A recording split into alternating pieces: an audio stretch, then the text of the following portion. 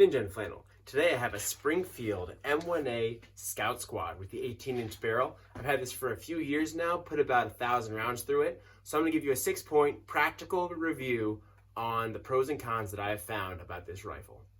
Number 1. Value. You're going to pay about $1,600 to $2,000 for one of these M1As. And this is not the loaded model, this is just your base Scout Squad model. And I got mine at about $1,400. It was a pretty excellent deal I found.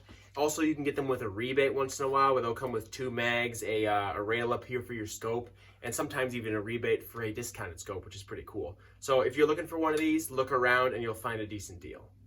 Number 2. Accuracy. It's actually been pretty acceptable with PMC 150 grain, 149 grain, something like that. I was actually able to keep this rifle at about a 1 MOA grouping, which isn't too bad considering some of the other people reviewing this have claimed 4 to 6 MOA, which is honestly just ridiculous to have that bad of a grouping. So maybe I got a good rifle from the batch, but for me, this thing has been extraordinary. I've run 168 grain Winchester white box, they run great, and then the regular 150. So accuracy, I got no complaints. Number 3. Mobility. This rifle starts to run into problems when you get into mobility, weight, things like that. I mean, this is a heavy little mother, and then when you add a can on the end, it becomes really heavy, and it's just giant. It's almost comical and hard to even get on camera, really. So that's a little bit of a con there, is its weight and length. Number 4. Reliability. No problems there as far as ammo is concerned. I've run steel ammo, brass ammo, heavy loads, light loads. This runs every type of ammo with no problem. It has had some issues in the past with other people's mud tests, Garand Thumbs freezing tests, things like that. But as far as your normal shooting conditions, this runs really nice. I have an adjustable gas system on here for shooting suppressed, so it's not quite so gassy. But yeah, it runs great as far as reliability is concerned. Number 5. Suppressor Friendly. They're not the most suppressor friendly rifle.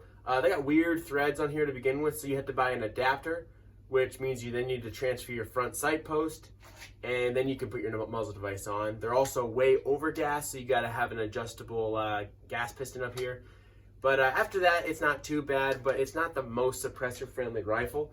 Even tuned, it's a little more gassy than you'd like, but it's pretty sweet with the can on there. Number 6.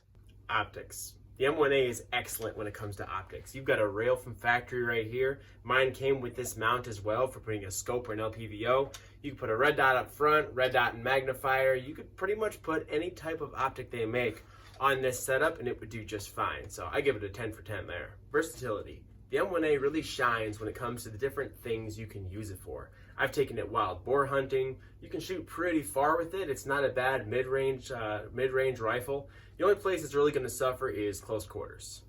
Having the M1A for a couple years now and shooting 1,000 rounds through it, would I buy it again? Absolutely I would. Are there better options? Sure there are, but this rifle's pretty great and I will not be getting rid of it anytime soon.